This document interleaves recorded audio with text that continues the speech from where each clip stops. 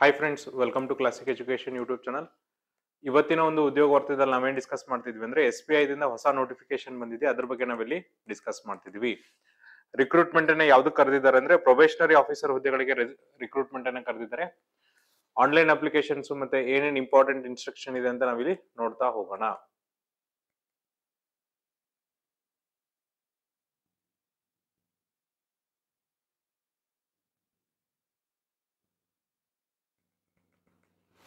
Important dates ಅನ್ನ ಬಿಟ್ಟಿದ್ದಾರೆ ನೋಡ್ರಿ. Online applications including modification of application by candidates ಯಾವಾಗ ಸ್ಟಾರ್ಟ್ ಆಗುತ್ತೆ ಅಂದ್ರೆ 24/6/2025 14/7/2025. ಪೇಮೆಂಟ್ ಆಫ್ ಫೀಸ್ ಯಾವಾಗ ಸ್ಟಾರ್ಟ್ ಆಗುತ್ತೆ ಅಂದ್ರೆ 24/6/2025 14/7/2025. ಪ್ರಿಲಿಮಿನರಿ ಎಕ್ಸಾಮಿನೇಷನ್ ಕಾಲ್ ಲೆಟರ್ ಯಾವಾಗ ಬಿಡ್ತಾರೆ ಅಂದ್ರೆ 3rd ಅಥವಾ 4th ವೀಕ್ ಜುಲೈ 2025 ಬಿಡ್ತಾರೆ. ಜೊತೆಗೆ ಪ್ರಿಲಿಮಿನರಿ ಎಕ್ಸಾಮಿನೇಷನ್ ಜುಲೈ ಅಥವಾ ಆಗಸ್ಟ್ 2025 ಇರುತ್ತೆ. ಪ್ರಿಲಿಮಿನರಿ ಎಕ್ಸಾಮಿನೇಷನ್ ರಿಸಲ್ಟ್ ಅನ್ನ ಆಗಸ್ಟ್ ಸೆಪ್ಟೆಂಬರ್ 2025 ಬಿಡ್ತಾರೆ. ಮೇನ್ಸ್ ಎಕ್ಸಾಮಿನೇಷನ್ ಕೂಡ ಕಾಲ್ ಲೆಟರ್ ಅನ್ನ ನಿಮಗೆ ಆಗಸ್ಟ್ ಸೆಪ್ಟೆಂಬರ್ 2025 ಬಿಡ್ತಾರೆ. ಆನ್ಲೈನ್ ಮೇನ್ಸ್ ಎಕ್ಸಾಮಿನೇಷನ್ಸ್ ಯಾವಾಗಿರುತ್ತೆ ಅಂದ್ರೆ ಸೆಪ್ಟೆಂಬರ್ 2025 ಇರುತ್ತೆ. ರಿಸಲ್ಟ್ ಅನ್ನ ಯಾವಾಗ ಡಿಕ್ಲೇರ್ ಮಾಡ್ತಾರೆ ಅಂದ್ರೆ ಸೆಪ್ಟೆಂಬರ್ ಅಥವಾ ಅಕ್ಟೋಬರ್ 2025 ಡಿಕ್ಲೇರ್ ಮಾಡ್ತಾರೆ. ಅದಾದ್ಮೇಲೆ ನೋಡ್ರಿ, ಫೇಸ್ 3 ಎಕ್ಸಾಮಿನೇಷನ್ಸ್ ಗೆ ಕಾಲ್ ಲೆಟರ್ ಅನ್ನ ಅಕ್ಟೋಬರ್ ಅಥವಾ ನವೆಂಬರ್ 2025 ಬಿಡ್ತಾರೆ. ಅದಾದ್ಮೇಲೆ ಫೇಸ್ 3 ಅಲ್ಲಿ ಸೈಕೋಮೆಟ್ರಿಕ್ ಟೆಸ್ಟ್ ಅಕ್ಟೋಬರ್ ನವೆಂಬರ್ ಅಲ್ಲಿ ಇರುತ್ತೆ. ಇಂಟರ್ವ್ಯೂ ಮತ್ತೆ ಗ್ರೂಪ್ ಡಿಸ್ಕಷನ್ ಕೂಡ ಅಕ್ಟೋಬರ್ ನವೆಂಬರ್ ಅಲ್ಲಿ ಇರುತ್ತೆ. ಅದಾದ್ಮೇಲೆ ಫೈನಲ್ ರಿಸಲ್ಟ್ ಅನ್ನ ಅವರು ನವೆಂಬರ್ ಅಥವಾ ಡಿಸೆಂಬರ್ ಅಲ್ಲಿ ಬಿಡ್ತಾರೆ. ಜೊತೆ ನೋಡ್ರಿ, SC/ST OBC ಮತ್ತೆ ವಿಕಲಚೇತನ ಅಭ್ಯರ್ಥಿಗಳಿಗೆ ಏನಪ್ಪಾ ಅಂದ್ರೆ ಪ್ರೀ ಎಕ್ಸಾಮಿನೇಷನ್ ಟ್ರೈನಿಂಗ್ ಇರುತ್ತೆ. ಅದು ಯಾವಾಗ ಸ್ಟಾರ್ಟ್ ಆಗುತ್ತೆ ಅಂದ್ರೆ ಜುಲೈ ಆಗಸ್ಟ್ 2025 ಸ್ಟಾರ್ಟ್ ಆಗುತ್ತೆ. ಆ ಟ್ರೈನಿಂಗ್ ಅನ್ನು ಕೂಡ ಜುಲೈ ಆಗಸ್ಟ್ 2025 ಕೊಡ್ತಾರೆ. ಹಾಗಾದ್ರೆ ಎಲಿಜಿಬಿಲಿಟಿ ಕ್ರೈಟೀರಿಯಾ ಏನಿದೆ ಅಂದ್ರೆ ನೋಡ್ರಿ, ಕನಿಷ್ಠ ವಯೋಮಿತಿ 1/4/2025 ನಿಮಗೆ 21 ವರ್ಷ ಆಗಿರ್ಬೇಕು. ಗರಿಷ್ಠ 30 ವರ್ಷ ಮೀರಿರಬಾರ್ದು. ಅಂದ್ರೆ ನಿಮ್ಮ ಜನ್ಮ ದಿನಾಂಕ ನೋಡ್ರಿ 1/4/2004 2/4/1995 ಒಳಗಡೆ ಇರ್ಬೇಕಾಗತ್ತೆ. ಇದಾದ್ಮೇಲೆ ನೋಡ್ರಿ, ಜೊತೆಗೆ ಏನಪ್ಪಾ ಅಂದ್ರೆ ಕೆಲವೊಂದಿಷ್ಟು ವರ್ಗದವರಿಗೆ ವಯೋಮಿತಿ ಸಡಿಲಿಕೆಯನ್ನ ಕೊಟ್ಟಿದ್ರೆ, ನೀವು OBC ಅಭ್ಯರ್ಥಿಗಳಾಗಿದ್ರೆ 3 ವರ್ಷ ವಯೋಮಿತಿ ಸಡಿಲಿಕೆ ಇರುತ್ತೆ.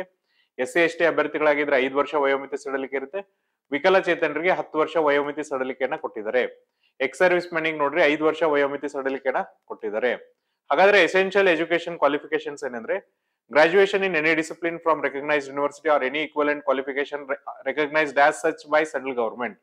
ಅಂದ್ರೆ ನೀವು ಯಾವುದೇ ಒಂದು ಪದವೀಧರ ಆಗಿದ್ರು ಸಾಕು, ನೀವು ಈ ಹುದ್ದೆಗಳಿಗೆ ಎಲಿಜಿಬಲ್ ಆಗ್ತೀರಾ. ನೀವು ಯಾವುದೇ ಪದವೀಧರ ಆಗಿದ್ರು ಸಾಕು, ಈ ಹುದ್ದೆಗಳಿಗೆ ನೀವು ಎಲಿಜಿಬಲ್ ಆಗ್ತೀರಾ.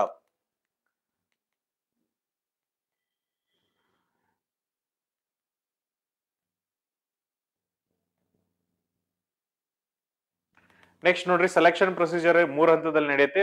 ಮೊದಲನೇದೇನಪ್ಪ ಅಂದ್ರೆ ಪ್ರಿಲಿಮಿನರಿ ಎಕ್ಸಾಮಿನೇಷನ್ಸ್ ಇರುತ್ತೆ. ಪ್ರಿಲಿಮಿನರಿ ಎಕ್ಸಾಮಿನೇಷನ್ಸ್ ಅಲ್ಲಿ ನಿಮಗೆ ಆಬ್ಜೆಕ್ಟಿವ್ ಟೆಸ್ಟ್ ಇರುತ್ತೆ 100 ಮಾರ್ಕ್ಸ್ಗೆ. ಇದನ್ನ 3 ಹಂತದಲ್ಲಿ ಕಂಡಕ್ಟ್ ಮಾಡ್ತಾರೆ. ಸೊ ಫಸ್ಟ್ ಏನಪ್ಪಾ ಅಂದ್ರೆ 3 ಸಬ್ಜೆಕ್ಟ್ ಇರುತ್ತೆ ಇಲ್ಲಿ: ಇಂಗ್ಲಿಷ್ ಲ್ಯಾಂಗ್ವೇಜ್, ರೀಸನಿಂಗ್ ಅಬಿಲಿಟಿ ಮತ್ತೆ ಕ್ವಾಂಟಿಟೇಟಿವ್ ಆಪ್ಟಿಟ್ಯೂಡ್ ಅಂತ. ಇಂಗ್ಲಿಷ್ ಲ್ಯಾಂಗ್ವೇಜ್ ಮೇಲೆ ನಿಮಗೆ 40 ಕ್ವಶನ್ಸ್ ಕೇಳ್ತಾರೆ, 20 ನಿಮಿಷ ಡ್ಯೂರೇಷನ್ಸ್ ಇರುತ್ತೆ. ಕ್ವಾಂಟಿಟೇಟಿವ್ ಆಪ್ಟಿಟ್ಯೂಡ್ ಇಂದ 30 ಕ್ವಶನ್ಸ್ ಕೇಳ್ತಾರೆ, 20 ನಿಮಿಷ ಡ್ಯೂರೇಷನ್ ಇರುತ್ತೆ. ರೀಸನಿಂಗ್ ಅಬಿಲಿಟಿ ಇಂದ ನಿಮಗೆ 30 ಕ್ವಶನ್ಸ್ ಕೇಳ್ತಾರೆ, 20 ನಿಮಿಷ ಡ್ಯೂರೇಷನ್ಸ್ ಇರುತ್ತೆ. ಒಟ್ಟು 100 ಪ್ರಶ್ನೆಗಳನ್ನ ಕೇಳ್ತಾರೆ, 100 ಅಂಕಗಳಿರುತ್ತೆ, 1 ಅವರ್ ಡ್ಯೂರೇಷನ್ಸ್ ಇರುತ್ತೆ. ಇದಾದ್ಮೇಲೆ ನೋಡ್ರಿ, ಯಾವುದೇ ತರನಂತ ಸೆಕ್ಷನಲ್ ಕಟ್ ಆಫ್ ಇಲ್ಲಿ ಇರುವುದಿಲ್ಲ. ಸೊ ಮೇನ್ಸ್ ಎಕ್ಸಾಮಿನೇಷನ್ ಗೆ ಕ್ವಾಲಿಫಿಕೇಶನ್ ಆಗೋದಕ್ಕೆ. ಬಟ್ ನೀವೇನಪ್ಪ ಅಂದ್ರೆ ಮಿನಿಮಮ್ ಮಾರ್ಕ್ಸ್ ಅನ್ನ ತಗೊಂಡ್ರೆ ಮಾತ್ರ ಇಲ್ಲಿ ಕ್ವಾಲಿಫೈ ಆಗ್ತೀರಾ. ಇಲ್ಲಿ ಕ್ವಾಲಿಫಿಕೇಶನ್ ಇಲ್ಲಿ ಹೆಂಗೆ ಕ್ವಾಲಿಫೈ ಮಾಡ್ತಾರೆ ಅಂದ್ರೆ ಮೇನ್ಸ್ ಎಕ್ಸಾಮಿಗೆ 540 ಹುದ್ದೆಗಳಿದಾವೆ ಅಂದ್ರೆ ಅದ್ರ 10 ಪಟ್ಟು ಅಂದ್ರೆ 5410 ಜನರನ್ನ ಏನ್ ಮಾಡ್ತಾರೆ ಅಂದ್ರೆ ಮೇನ್ಸ್ ಎಕ್ಸಾಮಿನೇಷನ್ ಗೆ ಕ್ವಾಲಿಫೈನ ಮಾಡ್ತಾರೆ. ಮೇನ್ಸ್ ಎಕ್ಸಾಮಿನೇಷನ್ ಕೊಡ್ರಿ, ಅದು ಆನ್ಲೈನ್ ಇರುತ್ತೆ. ಇಲ್ಲಿ ಏನಂದ್ರೆ 2 ಟೈಪ್ ಪೇಪರ್ ಇರುತ್ತೆ. ಒಂದು ಆಬ್ಜೆಕ್ಟಿವ್ ಟೈಪ್ ಪೇಪರ್, ಇನ್ನೊಂದು ಡಿಸ್ಕ್ರಿಪ್ಟಿವ್ ಪೇಪರ್ ಅಂತ ಇರುತ್ತೆ. ಆಬ್ಜೆಕ್ಟಿವ್ ಟೈಪ್ ಅಲ್ಲಿ ನೋಡ್ರಿ ನಿಮ್ಗೆ ರೀಸನಿಂಗ್ ಅಂಡ್ ಕಂಪ್ಯೂಟರ್ ಆಪ್ಟಿಟ್ಯೂಡ್ ಮೇಲೆ 40 ಕ್ವಶನ್ಸ್ ಕೇಳ್ತಾರೆ, 60 ಮಾರ್ಕ್ಸ್ಗೆ 50 ನಿಮಿಷ ಕಾಲಾವಕಾಶ ಇರುತ್ತೆ. ಡಾಟಾ ಅನಾಲಿಸಿಸ್ ಅಂಡ್ ಇಂಟರ್ಪ್ರಿಟೇಷನ್ ಮೇಲೆ ನಿಮಗೆ 30 ಕ್ವಶನ್ಸ್ ಕೇಳ್ತಾರೆ, 60 ಮಾರ್ಕ್ಸ್ಗೆ 45 ನಿಮಿಷ ಡ್ಯೂರೇಷನ್ಸ್ ಇರುತ್ತೆ. General awareness, economy or banking ಮೇಲೆ ನಿಮಗೆ 60 ಕ್ವಶನ್ಸ್ ಕೇಳ್ತಾರೆ, 60 ಮಾರ್ಕ್ಸ್ಗೆ 45 ನಿಮಿಷ ಡ್ಯೂರೇಷನ್ಸ್ ಇರುತ್ತೆ. ಇಂಗ್ಲಿಷ್ ಲ್ಯಾಂಗ್ವೇಜ್ ಮೇಲೆ ನಿಮಗೆ 40 ಕ್ವಶನ್ಸ್ ಕೇಳ್ತಾರೆ, 20 ಮಾರ್ಕ್ಸ್ಗೆ 40 ನಿಮಿಷ ಡ್ಯೂರೇಷನ್ಸ್ ಇರುತ್ತೆ.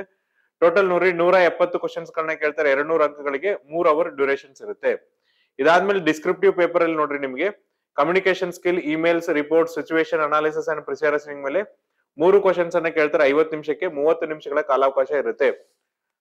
ಒಟ್ಟು ಏನಪ್ಪಾ ಅಂದ್ರೆ 250 ಅಂಕಗಳಿಗೆ ಮೇನ್ಸ್ ಎಕ್ಸಾಮಿನೇಷನ್ ಅನ್ನ ಕಂಡಕ್ಟ್ ಮಾಡ್ತಾರೆ. ಇದರಲ್ಲಿ ನೋಡ್ರಿ ಇಮೇಲ್ಸ್ ಮತ್ತೆ ಇಮೇಲ್ಸ್ ಕಂಪಲ್ಸರಿ ಇದೆ.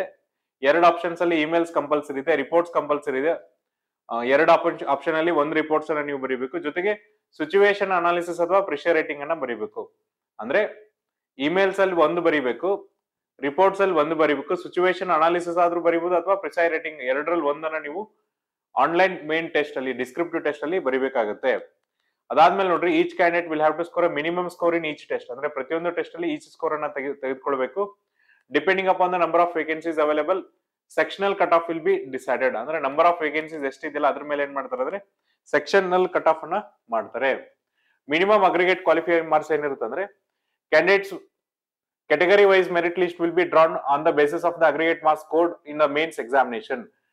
ಕ್ಯಾಟಗರಿ ವೈಸ್ ಏನ್ ಮಾಡ್ತಾರಪ್ಪ ಅಂದ್ರೆ ಅಗ್ರಿಗೇಟ್ ಮಾರ್ಕ್ಸ್ ಅನ್ನ ಮೇನ್ಸ್ ಎಕ್ಸಾಮಿನೇಷನ್ ಅಲ್ಲಿ ಮಾಡ್ತಾರೆ. ಅದು ಏನಪ್ಪಾ ಅಂದ್ರೆ ವೇಕೆನ್ಸಿಯ 3 ಪಟ್ಟು. ಈಗ 541 ವೇಕೆನ್ಸೀಸ್ ಇದೆ ಅಂದ್ರೆ 3 ಟೈಮ್ಸ್ ಅಪ್ರಾಕ್ಸಿಮೇಟ್ಲಿ 1628 ಈ ತರ ವೇಕೆನ್ಸೀಸ್ ಅನ್ನ ಏನ್ ಮಾಡ್ತಾರೆ ಅಂದ್ರೆ ಡಿಟರ್ಮೈನ್ ಅನ್ನ ಮಾಡ್ತಾರೆ.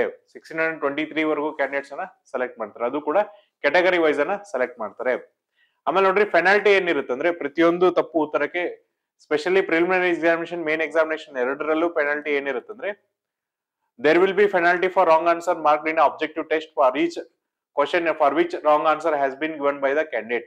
ಅಂದ್ರೆ ಪ್ರತಿ ತಪ್ಪು ಉತ್ತರಕ್ಕೂ ಕೂಡ ಏನಪ್ಪಾ ಅಂದ್ರೆ ಪೆನಾಲ್ಟಿ ಇರುತ್ತೆ. ಎಷ್ಟಿರುತ್ತೆ ಅಂದ್ರೆ 1/4 of the marks assign to that questions. ಅಂದ್ರೆ ಆ ಪ್ರಶ್ನೆಗೆ ಎಷ್ಟು ಅಂಕಗಳನ್ನ ಕೊಟ್ಟಿರ್ತಾರಲ್ಲ ಅದ್ರ 4ನೇ ಒಂದು ಅಂಕಗಳನ್ನ ಏನ್ ಮಾಡ್ತಾರೆ ಅಂದ್ರೆ ನೆಗೆಟಿವ್ ಅಂಕಗಳನ್ನ ಆಗಿ ಕಡಿತ ಮಾಡ್ತಾರೆ. ಇದಾದ್ಮೇಲೆ ನೋಡ್ರಿ, ಫೇಸ್ 3 ಅಲ್ಲಿ ನಿಮಗೆ ಸೈಕೋಮೆಟ್ರಿಕ್ ಟೆಸ್ಟ್, ಗ್ರೂಪ್ ಎಕ್ಸರ್ಸೈಸ್ ಮತ್ತೆ ಪರ್ಸನಲ್ ಇಂಟರ್ವ್ಯೂ ಇರುತ್ತೆ.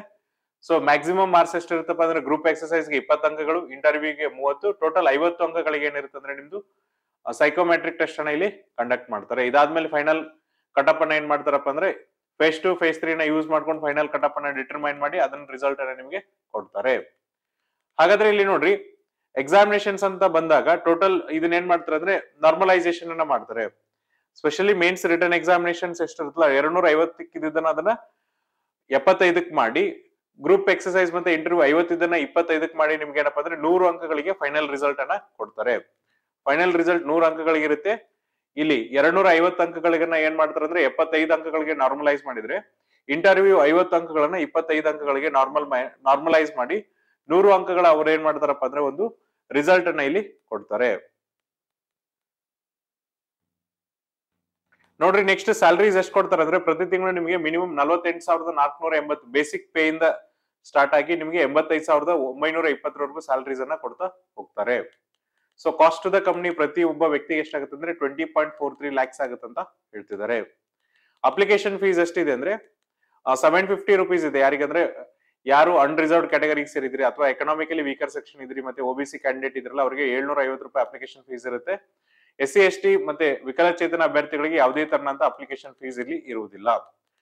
ಜೊತೆಗೆ ನೋಡ್ರಿ, ನಂಬರ್ ಆಫ್ ಚಾನ್ಸಸ್ ಅನ್ನ ನೋಡೋದಾದ್ರೆ ಅನ್ರಿಸರ್ವ್ಡ್ ಕ್ಯಾಟಗರಿಗೆ 4 ಚಾನ್ಸಸ್ ಇದ್ರೆ, ವಿಕಲಚೇತನರು, ಎಕನಾಮಿಕಲಿ ವೀಕರ್ ಸೆಕ್ಷನ್ ವಿಕಲಚೇತನರು ಜೊತೆಗೆ ಒಬಿಸಿ ಅಭ್ಯರ್ಥಿಗಳಿಗೆ ಏನಪ್ಪಾ ಅಂದ್ರೆ 7 ಅಟೆಂಪ್ಟ್ ಅನ್ನ ಕೊಡ್ತಾರೆ. ಜೊತೆಗೆ ನೋಡ್ರಿ, SC ST ಅಭ್ಯರ್ಥಿಗಳಿಗೆ ಏನಿರುತ್ತಪ್ಪ ಅಂದ್ರೆ ಯಾವುದೇ ತರನಂತ ರಿಸ್ಟ್ರಿಕ್ಷನ್ಸ್ ಇರಲ್ಲ.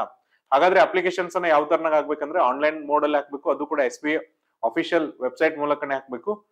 ನೋಡ್ರಿ, SBI ಅಫಿಷಿಯಲ್ ವೆಬ್ಸೈಟ್ ಯಾವ್ದಪ್ಪ ಅಂದ್ರೆ https://bank.sba/web/career/current openings ಹೋಗಿ ನೀವೇನಂದ್ರೆ ಅಪ್ಲಿಕೇಶನ್ಸ್ ಅನ್ನ ಹಾಕ್ಬಹುದು. ಅದು ಕೂಡ 24/6/2025 14/7/2025 ನೀವು ಆನ್ಲೈನ್ ಅಪ್ಲಿಕೇಶನ್ಸ್ ಅನ್ನ ಹಾಕಬಹುದಾಗಿದೆ. ಇದಾದ್ಮೇಲೆ ನೋಡ್ರಿ, ನೆಕ್ಸ್ಟ್ ಕರ್ನಾಟಕದಲ್ಲಿ ಎಕ್ಸಾಮಿನೇಷನ್ ಸೆಂಟರ್ಸ್ ಅನ್ನ ನಾವು ನೋಡೋದಾದ್ರೆ,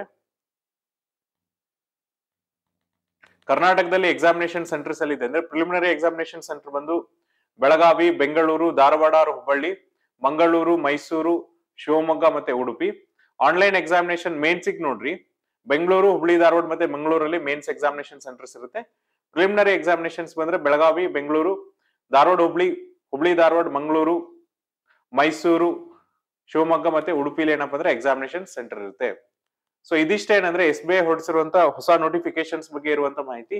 ಇನ್ ಕೇಸ್ ನಿಮ್ಗೆ ಇದ್ರಲ್ಲಿ ಏನಾದ್ರೂ ಡೌಟ್ ಇದ್ರೆ ನಾವು ನಮ್ಮ ಡಿಸ್ಕ್ರಿಪ್ಷನ್ ಬಾಕ್ಸ್ ಅಲ್ಲಿ ಅಫಿಷಿಯಲ್ PDF ಲಿಂಕ್ ಅನ್ನ ಕೊಡ್ತೀವಿ. ಆ ಲಿಂಕ್ ಅನ್ನ ಕ್ಲಿಕ್ ಮಾಡಿದ್ರೆ ಎಂಟೈರ್ PDF ಡೌನ್ಲೋಡ್ ಆಗುತ್ತೆ. ಅಲ್ಲಿ ನಿಮ್ಮ ಡೌಟ್ಸ್ ಅನ್ನ ಕ್ಲಾರಿಫೈ ಮಾಡ್ಕೋಬಹುದು. ಇದೇ ತರನಂತ ಉಪಯುಕ್ತ ಮಾಹಿತಿಯನ್ನ ಕೊಡ್ತಿರ್ತೀವಿ. ಅಲ್ಲಿವರೆಗೂ ನೋಡ್ತಾ ಇರಿ Classic Education YouTube channel. Thank you.